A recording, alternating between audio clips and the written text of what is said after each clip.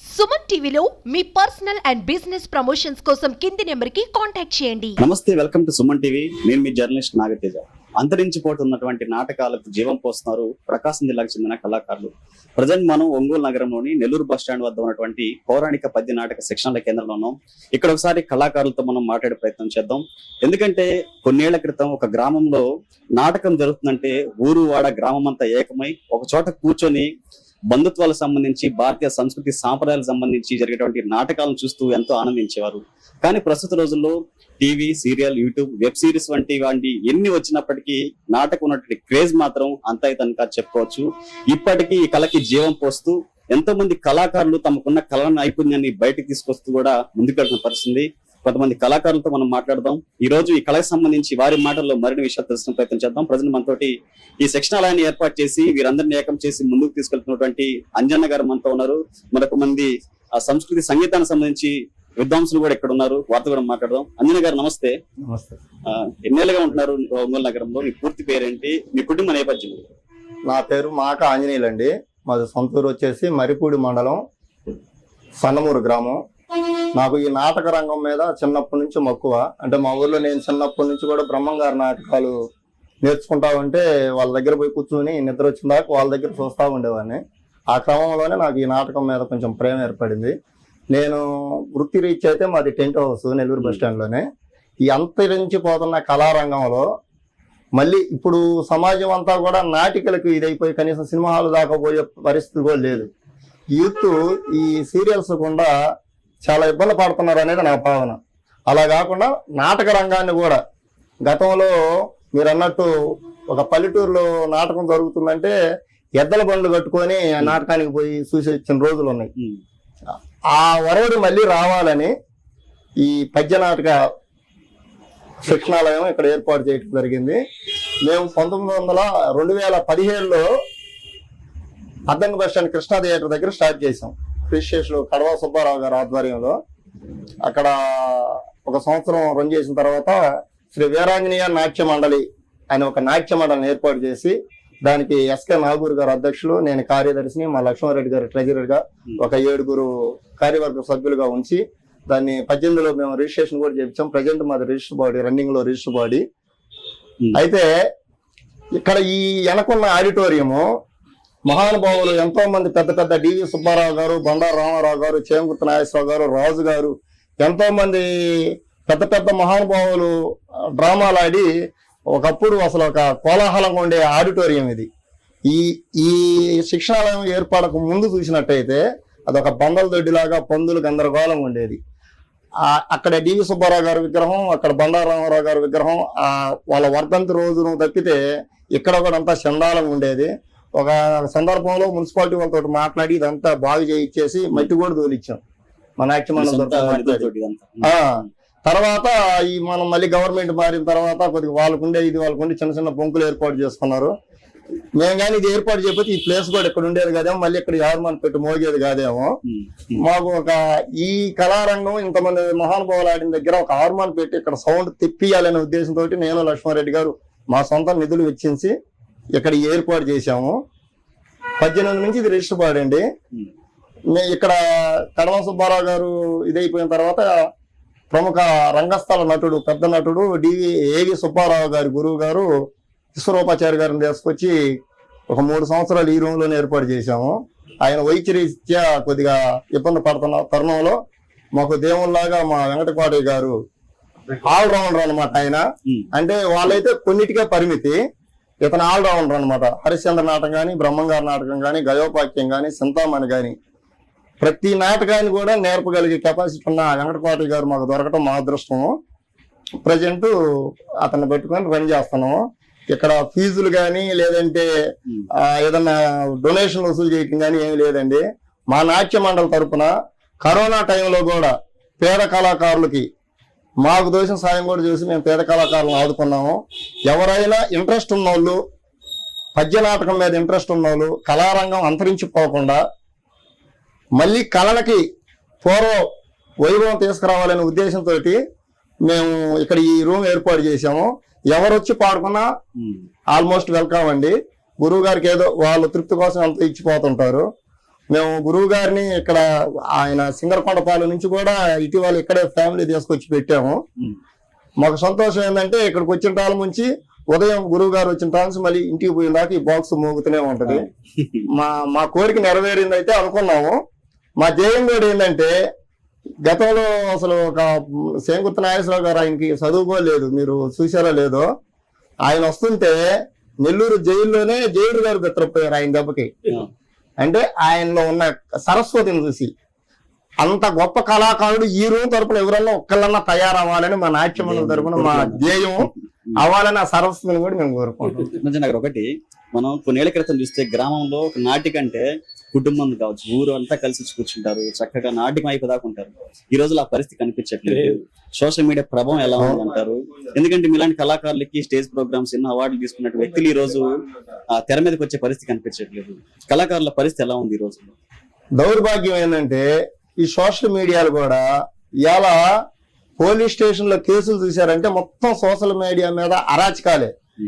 ఎక్కడన్నా మేము ఇక్కడ ఏదన్నా కొంచెం ఈ డివి సుబ్బారావు గారిదో లేకపోతే బండారు రామారావు గారిదో లేకపోతే ఇంకొకరు ఎవరు మహానుభావుడు కళాకారుడు వర్ధంతో లేకపోతే జయంతి ఏదన్నా కార్యక్రమం చేసి మా సొంత డబ్బులు ఖర్చు పెట్టుకొని మేము ప్రోగ్రామ్ చేస్తుంటే దానికాడికి వచ్చి కవర్ చేయడానికి వాళ్ళకి మనసు రాదు, దాన్ని ప్రజల్లోకి తీసుకెళ్లేదానికి మనసు రాదు.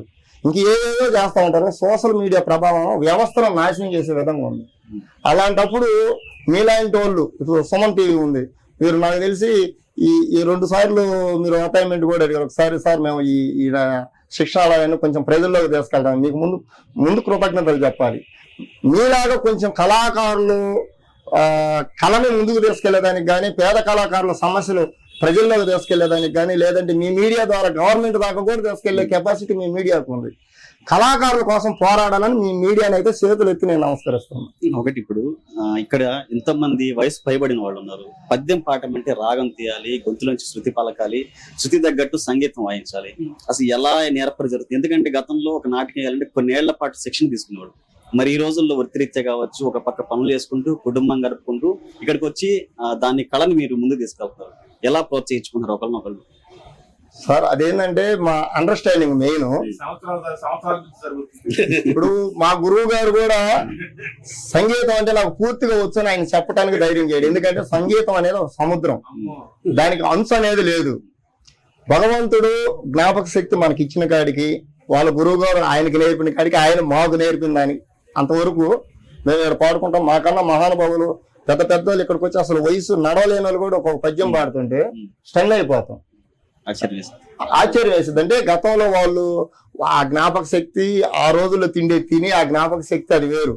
కానీ ఈ రోజు కూడా ఈ సోషల్ మీడియా, ఈ సినీ రంగం, ఈ నాటక రంగాల్లో కూడా ఉదయం నుంచి సాయంత్రం దాకా ఇక్కడికి వచ్చి ఇంకా కళ బతుకుంది, కళ ఇంకా బతుకుంది అని అనిపిస్తుంది అనేదానికి మేము ఒక ఉదాహరణ. జనం బాగానే వస్తున్నారు. ఇక్కడేదో ఆరుమాను మోగుతుందని దారిని పోయే వాళ్ళు చూస్తా ఉన్నారు. అంటే దీన్ని మొత్తాన్ని గమనిస్తే నేనేమనుకుంటానంటే కళాకారులు తగ్గారు కాబట్టి కళకు ఆదరణ తగ్గింది. మంచి కళాకారుడు వచ్చి ఏదైనా ఒక నాటకం వేస్తే ఈ రోజైనా గ్రౌండ్ నిండిపోద్ది. కళ అయితే అంతరించి పోలేదు, కానీ ఆ కళారంగాన్ని ముందుకు తీసుకెళ్లే వాళ్ళు తగ్గిపోయారని నా ఉద్దేశం. ఇక్కడ ఎంతమంది ఉన్నారు, ఎంతమంది వెళ్తారు? మీలో ఎంతమంది స్టేజ్ ప్రోగ్రామ్స్ చేసుకుని ఉంటారు? నేనైతే మా గురువు గారి ఆధ్వర్యంలో ఒక 10 హరిశ్చంద్ర నాటకాలు ఆడాను. ఇప్పుడు ఆదాంబి ఒక 2 ఆడాను. భవాని ప్రాక్టీస్ చేస్తా ఉన్నాను. గురువు గారు కొంచెం వయసు రీచ్ అయిపోయారు కాబట్టి అయితే వేషం అయితే చేయలేదు. మా లక్ష్మారెడ్డి గారు మాత్రం అర్జునుడు, హరిశ్చంద్ర ఒక 3 పాత్రలు, వీరబాహుడు అయితే నేనైతే ధైర్యంగా చెప్పగలను.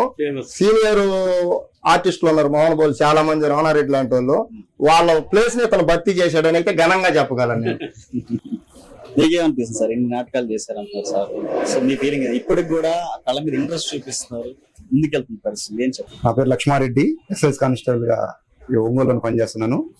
వాస్తవానికి డ్యూటీ టైములో నుంచి ఇంటికి వెళ్ళిపోయేటప్పుడు పద్యాలు ఏంటంటే పద్యం కళ అనేది కూడా అదొక పిచ్చి లాంటిది.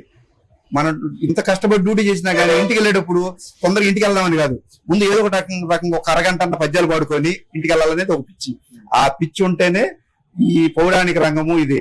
ఇప్పుడు వాస్తవానికి చాలా మంది చిన్నపిల్లల్ని, మంచి స్కూల్ పిల్లల్ని వాళ్ళ పేరెంట్స్ దగ్గరుండి భరతనాట్యం అవి నేర్పిస్తూ వాళ్ళ ప్రోగ్రామ్ మీద వెళ్తున్నారంటే వాళ్ళకి ఆ కళతోటి వాళ్ళు ఏదో డబ్బు సంపాదిస్తారని కాదు. ఇలాంటి భరతనాట్యం అయితేమి, ఇలాంటి పద్యాలు అయితే ఈ పాత కళలు అనేవి వాళ్ళ వ్యక్తిత్వాన్ని ఇంకా చాలా ముందుకు తీసుకెళ్తాయి. మంచి వ్యక్తిత్వం ఉండిద్ది. మా అమ్మాయి భరతనాట్యం నేర్చుకోలేదు ప్రపంచ స్థాయి అని కాదు. అలాగే పౌరాణిక రంగం అనేది ఎప్పుడు కూడా చెడు నేర్పదు. ఖచ్చితంగా మంచి మంచి వెతికే నాటకం. ఇప్పుడు చింతామణి నాటకం ఉంది. చింతామణి నాటకం అంటే చింతామణి నాటకం ఈ రోజు ఫస్ట్ నుంచి చివరి దాకా చూస్తే ఎంత నీతి. ఒక వేసి అయితేమి ఆమెకి ఇదైన వాళ్ళు మళ్ళీ చివరికి వచ్చేకి ఎంత జ్ఞానం ఉంటారు. అది ఒక సాంఘిక సోషల్ యాక్సెప్ట్. సేమ్ హరిశ్చంద్ర ఒక సత్యం కోసం చివరిదాకా ఇంత పోరాడాడు. ప్రతిదీ పౌరాణిక నాటకం అనేది ప్రతిదీ కూడా గొప్పగా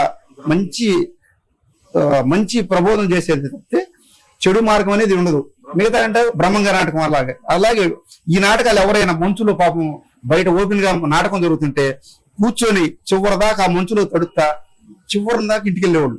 అది పాత రోజులు. ఈ మధ్య తగ్గిపోతుంది. ఎందుకంటే ప్రతి ఒక్కళ్ళు బయటకు వచ్చి మీడియా అలా టీవీ ముందు హాయిగా ఫ్యాన్ కింద కూర్చొని టీవీ ముందు చూస్తున్నారు. అందుకే జ్ఞానం ఇదే రూమ్ లో మేము ఈ మధ్య గమనించింది ఏంటంటే, మనం ఈ నాటక రంగం బయట తెలియట్లేదు అనుకుంటున్నాం, కానీ పక్కనే మున్సిపల్ స్కూల్ ఉంది. ఇట్లా స్కూల్ పిల్లలు వెళ్తారంటే మేము పద్యాలు పాడుతుంటే కనీసం 10 నిమిషాలు ఇక్కడ ఆగి ఏదో జరుగుతుందని చూస్తున్నారు. దానివల్ల ఏంటి, ఓహో ఇలా పద్యాలు పాడుతున్నారు కానీ తెలుసుకుంటారు. చిన్నపిల్లలకి ఇవన్నీ కనబడితేనే కదా. మన పొద్దాక టీవీ ముందు ఉంటే బయటకు వెళ్తే అసలు ఈ పౌరాణిక రంగం ఏంది, బుర్రకథలు ఏంది, అరికథలు ఎలా తెలుస్తాయి? ఖచ్చితంగా ఇలాంటిదంతా అంతటితో క్లోజ్ అవ్వకుండా జరుగుతానుంటేనే యువత కూడా చిన్నపిల్లలు కానీ మళ్ళీ ఇది అంతరించిపోకుండా ఉండిద్దని మా ఉద్దేశం. మీరు ఎన్నో స్టేజ్ ప్రోగ్రామ్స్ చేస్తుంటారు. ఎంతమంది ప్రేక్షకులు మీ ముందు ఉంటారు. స్టేజ్ అయిపోయిన తర్వాత వాళ్ళు కొట్టే క్లాప్స్ మనకి సంతోషాన్ని ఇస్తాయి. అలాంటి ఫీల్ అయిన రోజులు కానీ మీరు ఎన్నో చుట్టుపక్కల గ్రామాలకి ఎన్నో స్టేజ్ ప్రోగ్రామ్ చేస్తుంటారు. ఇప్పటి వరకు మీరు గుర్తెచ్చుకుంటే అవి మధుర క్షణాలు. ఏం చెప్తారు? అలాంటి మర్చిపోలేని క్షణాలు ఏమైనా ఉన్నాయా మీకు? అలానా గ్రామంలో మేము చేసింది మాకు సంతృప్తి ఇచ్చింది అలా చెప్తున్నాయి. అసలు దానికైతే బండార కళా పరిషత్తులో రాష్ట్ర స్థాయి ప్రదర్శన జరుగుతుంటే వీరబాహుడికి నేను పాత్ర వేసినప్పుడు దానిలో అసలు అంటే రాష్ట్ర స్థాయి నుంచి పెద్ద పెద్ద కళాకారులు వచ్చారు. నేనేదో ఉద్యోగం చేసుకుంటా చిన్నదిగా చేస్తాను అనుకున్నా. దానిలో థర్డ్ ప్రైజ్ వచ్చింది. క్యాష్ మనీ ఒక 3,000 వచ్చింది. దానిలో అది కూడా ఆయన జీవి శేష్ గారు ఎమ్మెల్యే చేతుల మీద, రఘుబాబు గారు సినీ నటుల చేతి మీద నేను అందుకున్నప్పుడు నాకు కలిగిన సంతోషం అంతా ఎదగ. దానికి మించి ఏదో తెలుసా, ఆ రోజు యాక్చువల్ గా నేను అదే ప్రదర్శనకు ముందు హైదరాబాద్ ఒక హాస్పిటల్ పని మీద అపాయింట్మెంట్ తీసుకున్నా. కానీ దీన్ని ఇంటికాడ వాళ్ళ ప్రోత్సాహం అంటే కొంతమంది తాగుబోతుడు ఏదో హరిచంద్ర ఏదో పద్యాలు పాడుతున్నారు అని కాదు. మా మిస్సెస్ వల్ల హాస్పిటల్ ఇంకో రోజు అపాయింట్మెంట్ తీసుకెళ్లొచ్చు, నువ్వు పోటీలు నువ్వు ఖచ్చితంగా గెలుస్తావు, ఖచ్చితంగా పోటీకి వెళ్ళాలని రిజర్వేషన్ క్యాన్సిల్ చేసుకొని అదే ప్రదర్శన ఇచ్చి థర్డ్ ప్రైజ్ వస్తే నాకు అసలు ఆ రోజు కలిగింది దీనికన్నా ఫస్ట్ ఆ అమౌంట్ మొత్తం మా మిస్సెస్ చేరుకొనియాలి. ఇంటికాడోళ్ళు ఎంత ఎంకరేజ్ చేస్తానంటే ఫస్ట్ థ్యాంక్స్ మా మిస్సెస్ చెప్పాలి అనుకుంటున్నా. ఆ రోజు ప్రేక్షకులు ఎంతో హ్యాపీ అయింది కాక నేను మానసికంగా కుటుంబ పరంగా కూడా ఎంతో హ్యాపీ అయింది. ఆ ప్రైజ్ తీసుకోవడం నా జీవితంలో అది మంచి గొప్ప ఇదిగా భావిస్తున్నాను.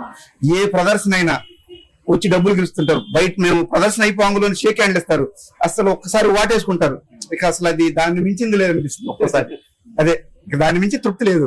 కళాకారులు ఎవరైనా కోరుకునేది తప్పట్లు అనుకుంటాం, కానీ తప్పట్లు అంటే వాళ్ళు ఊరక కుట్టరండి. అసలు మన ప్రదర్శన బాగుంటే ఒక వీరబావుడు పాత్ర చేసేలేక కళ్ళ మీద రియల్ గా నీళ్ళు ఎలా పడిపోయేలేకి వాస్తవంగా వాళ్ళు వచ్చేసరికి ఇంకా స్టేజ్ దిగడం వాళ్ళు వాటేసుకుంటారు.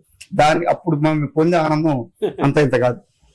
మీరు చెప్పండి, ఇప్పుడు గవర్నమెంట్ నుంచి మీకు ఎలాంటి ప్రోత్సాహం లేదు? ఎందుకంటే ప్రజలు ఇప్పటికీ కళ తెలుసు, కళ అనుకున్నటువంటి కష్టం తెలుసు, కానీ ప్రజలు వేసే నాటకాన్ని చాలా ఇంట్రెస్ట్ గా ఇప్పటికీ చూసేవాళ్ళు ఉన్నారు. వాటిని ప్రోత్సహించేటువంటి కొంతమంది కమిటీలు ఉన్నాయి. ఎందుకంటే తిరణాలు కూడా ఇప్పటికీ నాటకాలు చూపిస్తూ పరిస్థితి. సో ఇలాంటి వారికి గవర్నమెంట్ ప్రోత్సాహం ఎలా ఉంటే బాగుంటుంది? ఎందుకంటే ఎంతమంది కళాకారులు చేరదీస్తున్నారు, సినీ ఇండస్ట్రీ కావచ్చు, చిన్న చిన్న స్కిట్లు వేసి వాళ్ళకి యూట్యూబర్స్ కూడా ఛాన్స్లు ఇస్తున్నారు. మరి ఇలాంటి టాలెంట్ ఉన్న పర్సన్స్ ని ఎందుకు గవర్నమెంట్ ప్రోత్సహించట్లేదు? లోపం ఎక్కడుందంట సార్? గవర్నమెంట్ అంటే గతంలో 2014లో చంద్రబాబు నాయుడు గారు సీఎం అయిన తర్వాత ఈ కళారంగాన్ని ప్రోత్సహించాలనే ఉద్దేశంతో అకాడమీ పెట్టారు. నాటక అకాడమీ పెట్టి దానికి ఒక కమిటీ వేసి దానికి చైర్మన్ పెట్టి కొంత బడ్జెట్ కూడా కేటాయించారు. ఆ తరుణంలో 2014లో అంతరించిపోతున్న నాటక రంగానికి మళ్ళీ గవర్నమెంట్ జీవం పోస్తుంది అనుకుని అతను ప్రపోజల్ కూడా ఏంటంటే బాడీ రిజిస్ట్రేషన్ చేసి ఒక నాటకం ఆడితే, ఒక గ్రామంలో ఏ పండగైనా గానీ ఏ సందర్భమైనా గానీ ఒక నాటకం ఆడితే ఆ నాటకానికి అయిన ఖర్చులో గవర్నమెంట్ సగం ఖర్చు ఇస్తానని కూడా చెప్పింది, ఇచ్చింది కూడా కొంతమందికి. తర్వాత దురదృష్టవశాత్తు గవర్నమెంట్ మారటం, ఆ అకాడమీని మళ్ళీ తీసేయటం. ఈ 5 సంవత్సరాల్లో గడిచిపోయిన గవర్నమెంట్ 5 సంవత్సరాల్లో కళాకారులకు చాలా అన్యాయం జరిగింది. ఎట్టంటే కరోనా టైంలో కూడా గవర్నమెంట్ కళాకారులకు ఏ సహాయం చేయలేకపోయింది అనమాట. మళ్ళీ కొత్త గవర్నమెంట్ వచ్చింది, మళ్ళీ అకాడమీని మళ్ళీ రన్ చేస్తున్నారు, మళ్ళీ దానికి ఒక కమిటీ వేశారు. మేము ఈ రోజుకి ఫస్ట్ నుంచి మేము పగలు కూడా వేషాలు వేసుకుని ప్రకాశం భవనం దగ్గర ధర్నాలు చేసినవి ఉన్నాయి కలెక్టర్ గారికి ఇది చేయడానికి. అంటే కళాకారులను గుర్తించండి అనే ఉద్దేశంతో. పేద కళాకారుడికి కావాల్సిందల్లా కళాకారుల కాలనీ డిమాండ్ చేస్తున్నాం ఫస్ట్ నుంచి కూడా. కళాకారుల పెన్షన్లు చాలా ఖాళీలు ఉన్నాయి, ఆ ఖాళీలు కూడా పూర్తి చేయాలని గవర్నమెంట్ ని కోరుతున్నాము. బెనిఫిట్స్ లో కళాకారులు కోట, ఇప్పుడు రిజర్వేషన్ లాగానే కళాకారులు కూడా ఒక కొంత కోట కేటాయించేసి ప్రతి బెనిఫిట్స్ లో కూడా కళాకారుల కోటాలో వాళ్ళకి ఇచ్చేస్తే సంతోషంగా ఉండదని మా ఉద్దేశం. మీకు తెలిసి ప్రకాశం జిల్లాలో మీ చిన్ననాటి నుంచి కొన్నేళ్ళకి మీరు నేర్చుకుంటున్నారు, మీతో పాటు ఎంతో మంది కళాకారులు ఉన్నారు. వాళ్ళ పరిస్థితి ఇప్పుడు ఎలా ఉంది? వాళ్ళు ఈ రంగంలో రాణిస్తున్నారా, లేదా వృత్తిరీత్యా ఏదైనా పనులకు వెళ్ళిపోయినారా? వాళ్ళ తరం కావచ్చు, గత తరాలు, ఇప్పుడున్న నేటి సమాజం ఎట్లా ఉన్నారు? సార్, కళల మీద ఆధారపడి బతికే వాళ్ళు చాలా మంది ఉన్నారు. కానీ ఈ రోజు కళకి ఆధారం తగ్గిన తర్వాత వాళ్ళు ఏదో వాళ్ళకు తోసిన పనులు చేసుకొని, ఇప్పుడు ఇలాంటి వాళ్ళు ఉన్నారు హార్మోనిస్ట్, ఆయనకి జీవనాధారం అదే. ఉంటే ఏదైనా వస్తే రూమ్ లోకి వస్తాడు, లేదంటే ఏదైనా నాటకం ఉంటే పోతాడు. అవి 2 గోళ్ళు ఇవ్వనుకో ఇంట్లో పడుకోవడం. ఇంకా అప్పుడు ఇంట్లో వాళ్ళు ఏదో ఒకటి పని చేసుకోవాలంటే పోషణ జరగాలి కదా, ఎవరి పనులు వాళ్ళు చేసుకుంటున్నారు. ఆ క్రమంలో కూడా కొంచెం గవర్నమెంట్ కానీ ఏదైనా ఆర్థికంగా వాళ్ళకి కానీ కొంచెం సహాయం కానీ చేయగలిగితే వాళ్ళు కూడా నిలదొక్కుని సమాజంలో అందరితో సమానంగా పేద కళాకారులు కూడా ఉంటారనేది నా ఉద్దేశం. ప్రస్తుతం సోషల్ మీడియా గురించి ప్రభావాలు మీరు చూశారు, మీ మాటలో చెప్పారు. సో మీకు సంబంధించి ప్రజెంట్ నేటి సమాజానికి, ఇప్పుడున్న తరానికి, యువతకి మీరు ఏం సందేశం చెప్తారు? ఎందుకంటే ఇటు పక్క వచ్చేటప్పుడు పోయేటప్పుడు ఎంతో మంది మమ్మల్ని చూస్తున్నారు, కానీ దాని గురించి తెలిసిన వాళ్ళు కాసేపు ఉండి చక్కగా వింటున్నారు, వెళ్ళిపోతున్నారు. తర్వాత వాళ్ళు యూట్యూబ్ లో చూసి పలా నాటకం బాగుండిద్ది, మళ్ళీ వస్తే బాగుండని ఆలోచించే వాళ్ళు కూడా ఉన్నారు. అలాంటి వ్యక్తులకు కావచ్చు గవర్నమెంట్ నుంచి మీరు అలాంటి సహకారం కోరుకోబోతున్నారు? సార్, ఫస్ట్ ఆఫ్ ఆల్ నేను ఛానల్ పరంగా చెప్పాలంటే I like to Suman TV. ఎందుకంటే ఈ రోజు మీరు ఎక్కడికి వచ్చి నన్ను ఇంటర్వ్యూ తీసుకుంటున్నారని కాదు, నేను మీవి రత్నశ్రీ గారి చాలా ఇంటర్వ్యూలు చూశాను. మొన్న డీసెంట్ గా అంబేద్కర్ భవనంలో 2-3 నెలల క్రితం ఒక కార్యక్రమం జరిగితే అందరూ కార్యక్రమం నాటకాల్లో నిమగ్నం అయ్యారు.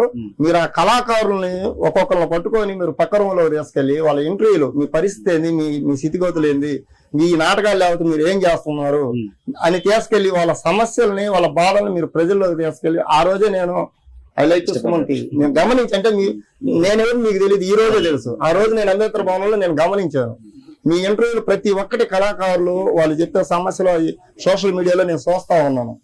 ఇప్పుడు నేను చెప్పేది ఏంటంటే, ఈ రోజున ఆంధ్ర రాష్ట్రం తెలంగాణ విడిపోయిందంటే తెలంగాణ రాష్ట్రం సాధించడానికి ముఖ్య పోషక పోషించింది కళారంగం. నేను ఘనంగా చెప్పగలను. కళారంగంలో అసలు ఎన్నో సామాజిక మార్పులు చేసుకునే శక్తి కళారంగానికి ఉంది. అలాంటి కళాకారుల్ని, కళాకారుల సమస్యల్ని, కళాకారుల స్థితిగతుల్ని, కళల గుండా వచ్చే లాభాలను కూడా మీలాగా సుమన్ టీవీ స్ఫూర్తితోటి మిగతా ఛానళ్ళు కూడా ఈ చెత్తలన్నీ వాడి మీద ఈడి మీద వాడు పెట్టుకొని కేసులు పెట్టుకొని గందరగోళం చేసుకునే కన్నా సోషల్ ఛానళ్ళకి నేను చేతులు ఎత్తి చెప్పేది అదే. ఏదో పెట్టి వాళ్ళ మీద వీళ్ళ మీద పెట్టి కేసులు పొద్దుగూకులు పోలీస్ స్టేషన్ తిరిగే బదులు ఇలాంటి ఈ కళారంగాన్ని కొంచెం ముందుకు తీసుకెళ్తే మీ ఛానల్ ద్వారా, మీ సోషల్ మీడియాల ద్వారా కళాకారులు బాగుపడతారు, సమాజానికి కొంత స్ఫూర్తినిచ్చిన వాళ్ళు అవుతారు, ఆ కేసు నుంచి తప్పించుకుంటారు. సుమన్ టీవీ లాగానే మిగతా ఛానళ్ళు కూడా ప్రతిదీ మంచి గురించి ప్రజల్లోకి తీసుకెళ్లాలనే ఉద్దేశం. ఒక కళారంగమే కాదు, ప్రతి విషయంలో మంచిని ప్రజల్లోకి తీసుకెళ్ళండి, నా ఉద్దేశం అది. నేను ఇక్కడ రావడానికి ప్రధాన కారణం మీరే. ఎందుకంటే ఇటు వచ్చేటప్పుడు పోయేటప్పుడు ఈ హార్మోని సౌండ్ ని ఫిదా అయిపోయాను. 2 మాటలు మాట్లాడండి. ఎందుకంటే ఎంతో మందికి మీ ముందు ఉండి ఆ పద్యాలు పాడతారు, రాగాలు పాడతారు, దీనికి ఓపిక ఉండాలి. అన్నిటి మించి కాళ్ళతో దొక్కుతూ ఒక పక్క దాన్ని ప్లే చేస్తూ ఉండాలి. ఎన్నో నాటకాలకు మీరు వెళ్ళుంటారు, ఈ వయసులో కూడా ఇదే కళలో మీరు రాణిస్తున్నారు. ఏం చెప్తారు? మీ అభిప్రాయం చెప్పండి. ఎందుకంటే చిన్నప్పుడు కుటుంబ నేపథ్యం ఎలా ఉంది, ప్రజెంట్ డేస్ లో ఎలా ఉంది, ఈ కళకు సంబంధించి మీరు ఏం మాట్లాడారు? మాకు ఈ కళ దాదాపు 3 తరాలు మించుందయ్యా. మాకు మా నాన్నగారు, మా తాతయ్య, ఇక నాతో లాస్ట్ వాళ్ళందరూ వెళ్ళిపోయారు. నాతో లాస్ట్ నేను దాదాపు 45 సంవత్సరాల నుంచి చేస్తున్నాను.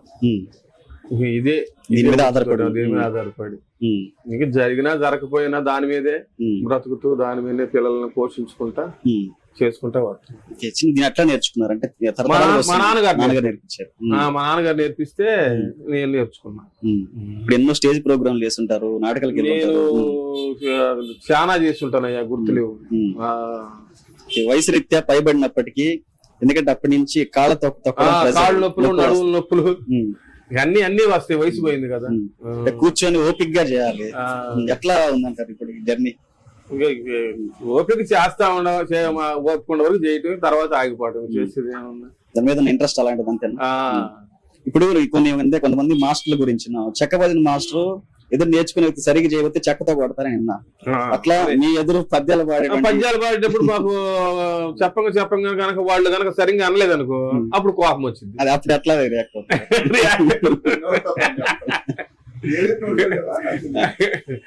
అది అంటే అది ఇప్పుడు చెక్క మాస్టర్ అంటే చెక్కబాని చేతిలో విసిరేస్తాడు అనేది విన్నా. అట్లా మీరు వాళ్ళకి ఎలా ట్రైన్ లో తీసుకు మాటలతోనే చెబుతాం, గట్టిగా చెబుతాం. అది ఇప్పుడు పద్యాలు కంటెస్టంతో కొంతమంది రాగాలు తీసేది ఉంటది. మీరు చాలా ఇంట్రెస్ట్ గా శృతి కలుపుతున్న సమయంలో ఎదుటి వ్యక్తిలో ఫ్లో పోతుంది, అప్పుడు ఎట్లా గేర్ చేస్తారు? మళ్ళీ ఆపి మళ్ళీ రివర్స్ చేసి మళ్ళీ చెప్పాలి. చెప్పకపోతే ఆ శృతి మళ్ళీ అక్కడ కరెక్ట్ కాదుగా. అదే మరి ఇప్పుడు ఇటున్న తరానికి ఎంతో టీవీ సీరియల్స్, మ్యూజిషియన్స్ కావచ్చు, ఎంతో మందికి సోషల్ మీడియా అనేది బాగా ముందుకెళ్తున్న పరిస్థితి. ఇప్పటికీ కళమ్మ తల్లి నమ్ముకొని మీరు ముందుకెళ్తున్నారు. సో ఎలాంటి ప్రోత్సాహం కోరుకుంటున్నారు మీరు ముందు రోజుల్లో కానీ? ఇంకా మీ నుంచి ఇంకొంతమంది తయారవ్వాలనేది ఇప్పుడు కొంతమంది జనరేషన్ చూస్తున్నారు. ఇంకా తయారయ్యే ఉంది, చాలా వరకు తగ్గింది. ఈ ప్రకాశం జిల్లా ఒంగోలు అటువంటి కొంతమంది కళాకారులతో మనం మాట్లాడాము. వీరు ఎన్నో ఏళ్లుగా తరతరాలకు వస్తున్నటువంటి ఈ కళమ్మ తల్లి నమ్ముకొని ఇప్పటికీ కళని ముందుకు తీసుకెళ్లిన పరిస్థితి. ఎంతో మంది ఇక్కడ ఉన్నటువంటి కళాకారులను ప్రోత్సహిస్తున్నారు. వారికి కావాల్సినటువంటి జీవనానికి సంబంధించినటువంటి కూడా చూసుకొని ఇదే జనరేషన్ కి కూడా స్ఫూర్తినిచ్చేందుకు కూడా వీరు ముందుకెళ్తున్న పరిస్థితి. వీడియో జర్నలిస్ట్ నీరజ్ తో తేజ, సుమన్ టీవీ, ఒంగోలు నుంచి.